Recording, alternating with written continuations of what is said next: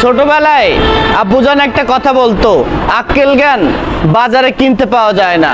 ঠিক তেমনি এই যে জ্যাম হর্ন বাজাচ্ছে, কোনো কাজে দিবে এটা? কখনোই কাজে দেয় না। দেখতেছে সামনে লাইনকে লাইন জ্যাম, তারপরেও প্যা প্যা প্যা হর্ন বাজাতেই থাকে। এগুলাকে বলে কমন সেন্স। আপনার সামনে গাড়িটা আটকে আছে, আপনি হর্ন দিলে কি আপনি যাইতে পারবেন?